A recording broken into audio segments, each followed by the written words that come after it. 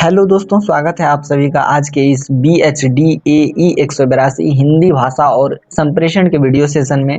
दोस्तों, मैं आज आप लोगों से BHDAE 182 के अध्याय 1 के केवल एक प्रश्न का डिस्कशन करूंगा और जैसे ही हम लोग इस एक प्रश्न का डिस्कशन कर लेंगे तो इस डिस्कशन के साथ साथ ही हम लोगों का ये वाला जो चैप्टर है ये भी बिल्कुल ख़त्म हो जाएगा। ठीक है, इसके बाद हम लोग अपने नेक्स्ट चैप्टर को पढ़ेंगे, मतलब हम लोग अपने इस पुस्तक के दूसरे अध्याय को पढ़ेंगे और फिर देखेंगे कि दूसरे अध्याय के अंदर कौन कौन से इम्पोर्टेंट क्वेश्चंस हैं जिसका डिस्कशन हम लोगों को करना है ताकि हम लोग अपने एग्जाम प्रिपरेशन को अच्छे से कर सके। ठीक है, तो बिना समय गवाए हुए अब हम लोग स्टार्ट करते हैं और देखते हैं कि आज के डिस्कशन का क्वेश्चन कौन सा है। ठीक है, तो हमारे आज के डिस्कशन का क्वेश्चन है कि भाषा से आप क्या समझते हैं, समझाइए अथवा भाषा के अर्थ एवं परिभाषा को स्पष्ट कीजिए। ठीक है, तो दोस्तों, जब हम लोगों ने पिछले वीडियोज में डिस्कशन किया था तभी मैंने आप लोगों को भाषा के बारे में इनडायरेक्टली बताया था कि भाषा क्या है, भाषा का अर्थ क्या है, भाषा की परिभाषा क्या है। फिर भी अभी जो हम लोग डिस्कशन करेंगे तो हम लोग अभी विस्तार पूर्वक डिस्कशन करेंगे कि भाषा क्या है, भाषा की परिभाषा क्या है। ठीक है, तो दोस्तों मैं आप लोगों को बता दूं कि ये जो भाषा है ये भाषा शब्द भाष धातु से उत्पन्न हुई है। ठीक है, और इस भाषा शब्द का शाब्दिक अर्थ होता है बोलना। ठीक है, संभवतः ये जो भाषा शब्द है दोस्तों इसका प्रचलन तभी हुआ होगा जब मानव ने केवल बोलना ही सीखा था, अर्थात उस समय लिपि का आविष्कार नहीं हुआ था। ठीक है, लिपि का आविष्कार होना मतलब प्रतीक चिन्हों का आविष्कार होना, और जैसे ही लिपि का आविष्कार हुआ दोस्तों वैसे ही मनुष्य ने लिखना भी सीख लिया। ठीक है, तो भाषा शब्द का प्रचलन तब से हुआ होगा जब मानव केवल बोलना जानता था। ठीक है दोस्तों, ये जो भाषा है ये सामाजिकता का आधार है। ठीक है, और मनुष्य के समस्त चिंतन व उपलब्धियों का आधार भी भाषा ही है।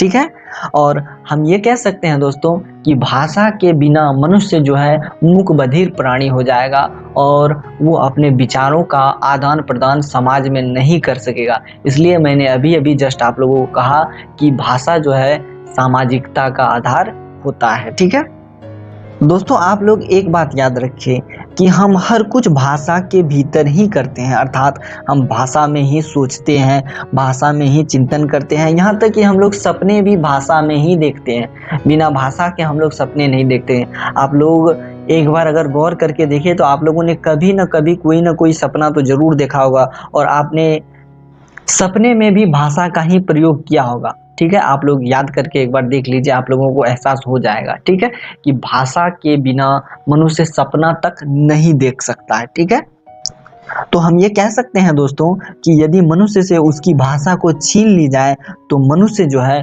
बिल्कुल पशु के समान हो जाएगा। आप लोग अपने आसपास में एक कुत्ता तो जरूर देखे होंगे, ठीक है, जो कि अपने विचारों को आप सबों तक नहीं पहुंचा पाता है। तो इसीलिए मैं ये कहना चाह रहा हूं यहाँ पे कि अगर मनुष्य से उसकी भाषा छीन ली जाए तो वो जस्ट लाइक एक कुत्ता हो जाएगा, जस्ट लाइक एक जानवर हो जाएगा जो कि अपने विचारों का आदान प्रदान नहीं कर पाएगा। ऐसा नहीं है दोस्तों कि पशु अपने विचारों का आदान प्रदान नहीं कर पाते हैं। ठीक है, वो भी अपने विचारों का आदान प्रदान अपने समुदाय के भीतर करते हैं, किंतु उन लोगों ने अपने भाषा को इतना डेवलप नहीं किया है, अर्थात वो लोग अपने भाषा को इतना डेवलप नहीं कर पाए हैं कि वो अपने विचारों का आदान प्रदान स्पष्ट और सरल तरीके से कर सके। ठीक है, अब देखिए दोस्तों, होता यह है कि संप्रेषण की प्रक्रिया जो होती है इसमें कम से कम दो व्यक्तियों का होना अनिवार्य है। संप्रेषण का मतलब होता है आदान प्रदान। ठीक है, जैसे कि अगर मैं अभी बोल रहा हूँ तो इसमें आप लोग जो है वीडियो को देखेंगे। ठीक है, तो मैं जो बोल रहा हूँ वो आप लोग सुनेंगे, तो मैं यहाँ पर वक्ता हो गया और आप एक श्रोता हो गए। तो संप्रेषण के लिए कम से कम एक वक्ता और एक श्रोता का होना तो अनिवार्य है। ठीक है, इसीलिए यहाँ पर कहा गया है कि संप्रेषण की प्रक्रिया में कम से कम दो व्यक्तियों का होना अनिवार्य है। ठीक है, अब देखिए दोस्तों, संप्रेषण की प्रक्रिया में मैंने अभी आप लोगों को बताया कि दो व्यक्तियों का होना अनिवार्य है, पहला तो वक्ता और दूसरा श्रोता। लेकिन यहाँ पर एक तीसरा तत्व भी होता है और वो होता है संप्रेषण का तथ्य, मतलब कि संप्रेषण का उद्देश्य क्या है। जैसे कि मैं अभी आप लोगों से चर्चा कर रहा हूँ, मैं अभी आप लोगों से डिस्कशन कर रहा हूँ, तो यहाँ पर मेरा उद्देश्य आप लोगों को ज्ञान देना, आप लोगों को एग्जाम के लिए प्रिपेयर्ड करना, तो मेरा यहाँ पर केवल ये उद्देश्य है, ठीक है। तो जब भी कोई वक्ता एवं श्रोता अपने बीच में संप्रेषण का काम करते हैं तो हर वक्ता के पास संप्रेषण का एक कथ्य होता है, मतलब विचारों के आदान प्रदान का एक उद्देश्य होता है। बिना विचारों के आदान प्रदान के उद्देश्य के भाषा भाषा नहीं रह जाएगी। हम लोग उसे अनपढ़ अथवा अनर्गल कह सकते हैं, मतलब जिसे हम लोग बेकार कह सकते हैं, ठीक है। अब देखिए दोस्तों, मैंने आप लोगों को जितनी बातें अभी बताई वक्ता अथवा श्रोता के संप्रेषण के बारे में और संप्रेषण के कथ्य के बारे में, उसको मैं एक आरेख के माध्यम से आप लोगों को समझाने की कोशिश करता हूँ। इसके लिए मैं पीडीएफ को जरा नीचे लिए चलता हूँ। अब देखिए दोस्तों, होता क्या है कि जब व्यक्ति संप्रेषण करता है तो उस समय आवश्यकता होती है एक वक्ता की। वक्ता मतलब बोलने वाला, ठीक है, बोलने वाला। मैं लिख देता हूँ, अच्छे से नहीं लिखा जा रहा है दोस्तों, क्योंकि मैं पेन टैबलेट से नहीं बल्कि माउस से लिखने की कोशिश कर रहा हूँ। तो वक्ता का मतलब होता है बोलने वाला और श्रोता का मतलब होता है सुनने वाला, ठीक है।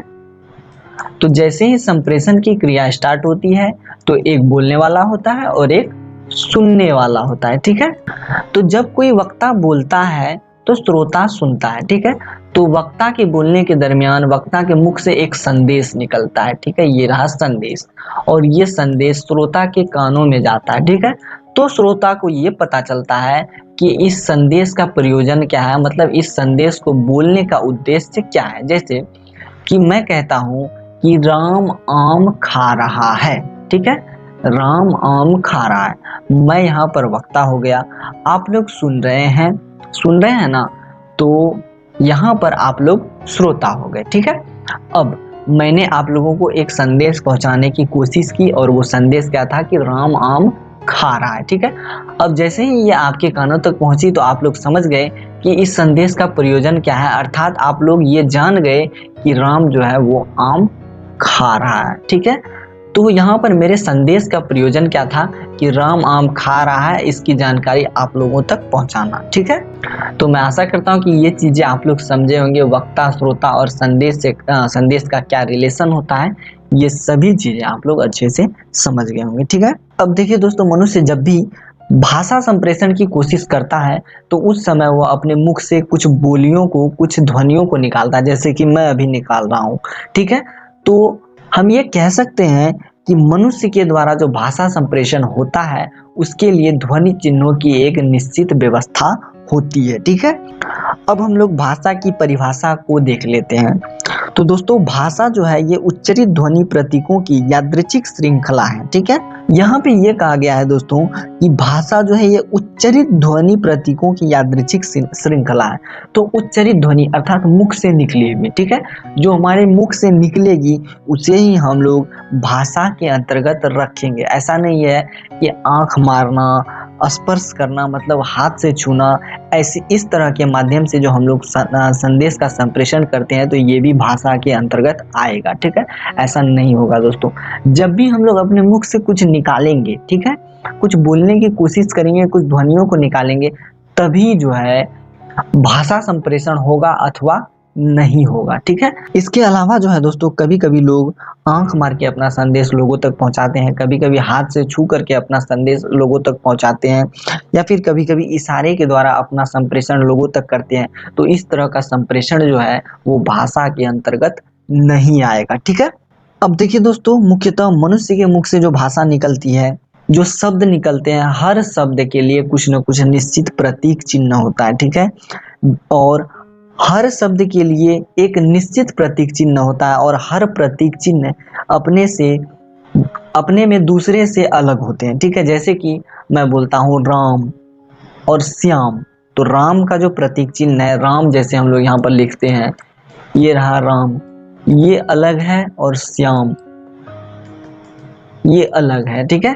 तो ये वाली जो चिन्ह है इससे अलग है। तो हम लोग ये कह सकते हैं कि हर प्रतीक चिन्ह आपस में एक दूसरे से अलग होते हैं ताकि उनका अर्थ स्पष्ट किया जा सके। ठीक है, अब एक नीचे एक छोटा सा आरेख है, मैं उसको समझाने की कोशिश करता हूँ। अब इस ग्राफ के माध्यम से सब कुछ क्लियर हो जाएगा दोस्तों कि कैसे हर शब्द के लिए एक प्रतीक चिन्ह स्वतः बन जाता है। ठीक है, जैसे कि वक्ता मतलब बोलने वाला कुछ बोलता है, ठीक है, तो वह एक माध्यम से श्रोता के पास जाता है। एक उदाहरण के लिए मैं अभी आप लोगों को समझा देता हूँ। मैं जो कुछ बोल रहा हूँ, ठीक है, ये एक मोबाइल फोन अथवा कंप्यूटर अथवा लैपटॉप के माध्यम से आप लोगों तक पहुंचेगी। तो इस समय मैं वक्ता हो गया और आप लोग श्रोता हो गए, क्योंकि मैं बोल रहा हूं और आप लोग सुन रहे हैं। ठीक है, अब हम लोग बात कर लेते हैं कि ये जो मोबाइल फोन, लैपटॉप या कंप्यूटर के माध्यम से आप लोगों तक मेरी वाणी पहुंच रही है, तो इस समय लैपटॉप, मोबाइल फोन अथवा कंप्यूटर एक माध्यम का कार्य कर रही है। ठीक है,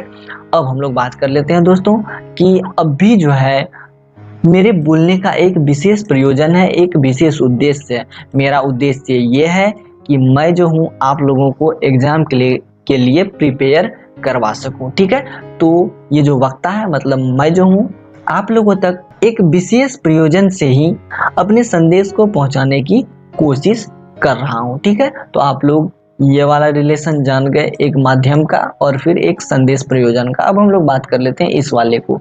ठीक है, अब जैसे कि मैं आप लोगों को कुछ बोल रहा हूँ, ठीक है, तो मैं जितनी भी बातें बोल रहा हूँ हर बात के लिए एक विशेष चिन्ह अंकित हो जा रहा है। ठीक है, और उसी अंकित चिन्ह को, उसी अंकित प्रतीक को हम लोग कोड बोलते हैं और यही कोड आप लोगों के कानों तक जाती है। और जैसे ही ये कोड आप लोगों के कानों में जाती है तो आप लोगों का कान ये समझ जाता है, मतलब आप लोगों का दिमाग ये समझ जाता है कि आखिर मैं क्या बोलना चाह रहा हूँ। ठीक है, जैसे कि मैं अभी यहाँ पर बोलता हूँ राम, ठीक है, तो राम, ये रहा राम दोस्तों। ठीक है, ये राम मोबाइल फोन के माध्यम से आप लोगों के कानों तक जाएगी। तो इस समय मोबाइल फोन आप लोगों के लिए माध्यम होगा। ठीक है, और इस राम के लिए मैंने जो भी मुख से निकाला है, ये राम, ये जो है ये एक कोड होगा। ठीक है, ये आप लोग सुनेंगे और देखेंगे तो आप लोग समझ जाएंगे कि राम क्या है। ठीक है, और राम को कैसे लिखा जाता है, राम का क्या मीनिंग है, ये सभी चीजें आप लोग समझ जाएंगे। मैं आशा करता हूँ कि ये चीजें आप लोग समझे होंगे। ठीक है, अब हम लोग नीचे चलते हैं और देख लेते हैं कि अलग अलग विद्वानों द्वारा भाषा की क्या परिभाषा दी गई है। ठीक है, देखिए दोस्तों, भाषा की जो व्युत्पत्ति हुई है ये भास धातु से हुई है। ये बात मैंने आप लोगों को पहले ही बता दी है। ठीक है, भास धातु का अर्थ होता है भास व्यक्ततायांग वाची, व्यक्त या स्पष्ट उच्चरित वाणी ही भाषा है। ठीक है, भाष्यते व्यक्त वाग रूपेण अभिव्यंजने इति भाषा। ठीक है, मतलब व्यक्त वाणी के रूप में जिसकी अभिव्यक्ति की जाती है उसे भाषा कहते हैं। मतलब मुख से उच्चरित वाणी के रूप में जिसकी अभिव्यक्ति होती है उसे ही हम लोग भाषा कहते हैं। ठीक है दोस्तों, भाषा और मनुष्य एक दूसरे के पूरक है। भाषा के बिना मनुष्य का अस्तित्व नहीं होगा और मनुष्य के बिना भाषा का अस्तित्व नहीं होगा। इसके बारे में मैंने आप लोगों को पिछले वीडियो में बताया है। अगर आप लोगों ने पिछले वीडियोज नहीं देखे हैं तो आप लोगों से रिक्वेस्ट है कि आप लोग पिछले वीडियोज को भी जरूर देख लें। ठीक है, अब देखिए दोस्तों, प्लेटो ने सोफिस्ट में भाषा और विचार को लेकर के लिखा है कि विचार आत्मा से मुख वार्तालाप है, जब यह मुखर हो जाते हैं तब यह भाषा की संज्ञा पाते हैं। ठीक है, मतलब यहाँ पर यह कहा जा रहा है कि जब मनुष्य अपने अंतर मन से विचार करता है, मतलब कुछ सोचता है, तो वह जो है अपने आत्मा से बातें करता है। ठीक है, और जब यही बातें बहुत मुखर हो जाते हैं, मतलब ये जो चिंतन होता है काफी ऊंचे लेवल पर पहुंच जाता है, तो उसी समय चिंतन जो है भाषा के स्वरूप में परिवर्तित हो जाता है। ठीक है, और इसी बात को आधार बनाकर सुप्रसिद्ध भाषाविद हेनरी स्वीट ने लिखा है, language may be defined as the expression of thought by means of speech sound. हर्ट Sweet the history of language P1 में उन्होंने ऐसा लिखा है। ठीक है, अर्थात व्यक्त ध्वनियों द्वारा विचारों की अभिव्यक्ति को भाषा कहते हैं। ठीक है, और अब भी जितनी परिभाषाएं मैं आप लोगों को बताऊंगा दोस्तों, ये सभी परिभाषाएं इंग्लिश में लिखी गई हैं। ठीक है, अब देखिए दोस्तों, ब्लॉक तथा ट्रैगोर ने भी भाषा के बारे में अपने वक्तव्य प्रस्तुत किए हैं। उन्होंने कहा है, a language is a system of arbitrary vocal symbols by means of which a social group cooperates. तो यहाँ पर यह कहा जा रहा है कि भाषा जो है यादृच्छिक ध्वनि संकेतों की वह व्यवस्था है जिसके सहारे कोई समाज परस्पर विचार विमर्श तथा व्यवहार करता है। ठीक है, अब इंसाइक्लोपीडिया ऑफ ब्रिटानिका में भी लिखा है दोस्तों, language may be defined as an arbitrary system of vocal symbols by means of which human being as members of a social group and participants in culture interact and communicative. अर्थात भाषा को हम इस प्रकार से परिभाषित कर सकते हैं कि वह एक यादृच्छिक ध्वनि प्रतीकों की व्यवस्था है जिसकी सहायता से किसी समुदाय के लोग संस्कृति का आदान प्रदान करते हैं। ठीक है दोस्तों, अभी तक हम लोगों ने भाषा की परिभाषा का जो अध्ययन किया वो संस्कृत तथा अंग्रेजी के विद्वानों के मतों के आधार पर किया। ठीक है, अब हम लोग भाषा की परिभाषा का अध्ययन हिंदी के विद्वानों के मतों के आधार पर करेंगे। ठीक है, तो सबसे पहले आचार्य किशोरीदास वाजपेयी कहते हैं कि हम अपने भावों को हम अपने मन के भाव को प्रकट करने के लिए जिन सांकेतिक ध्वनियों का उच्चारण करते हैं उसे भाषा कहते हैं। ठीक है, जबकि डॉक्टर श्याम सुंदर दास कहते हैं मनुष्य और मनुष्य के बीच वस्तुओं के विषय में अपनी इच्छा और मति का आदान प्रदान करने के लिए व्यक्त ध्वनि संकेतों का जो व्यवहार होता है उसे भाषा कहते हैं। ठीक है, और उसी समय डॉक्टर बाबूराम सक्सेना कहते हैं जिन ध्वनि चिन्हों द्वारा मनुष्य परस्पर विचार विनिमय करता है उनको समष्टि रूप में भाषा कहते हैं। ठीक है,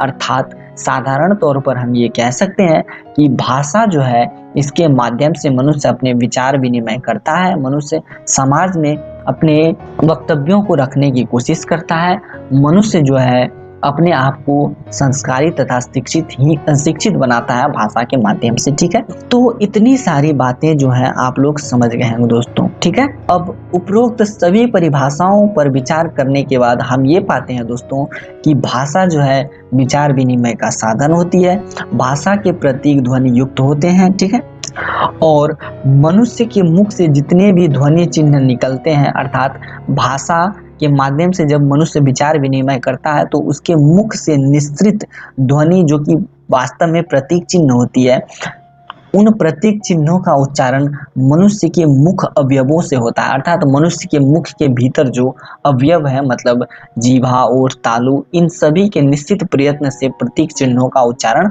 होता है। ठीक है, भाषा में प्रयुक्त प्रतीक यादृच्छिक होते हैं। ठीक है, और हर भाषा की अपनी एक व्यवस्था होती है और भाषा का प्रयोग किसी समाज विशेष में होता है। ठीक है, तो निष्कर्ष रूप में ये कहा जा सकता है दोस्तों कि भाषा यादृच्छिक उच्चारित ध्वनि संकेतों की प्रणाली है जिसके द्वारा समाज विशेष के लोग आपसी भावों विचारों का आदान प्रदान करते हैं। ठीक है, तो ये वाला प्रश्न यहीं पे समाप्त हो जाता है दोस्तों। मैं उम्मीद करता हूँ कि ये वीडियो सेशन आप लोगों को अच्छा लगा होगा और इस वीडियो सेशन के साथ ही इस वीडियो सेशन के समाप्त होने के साथ ही पहला अध्याय जो है पूर्ण रूप से समाप्त हो जाएगा।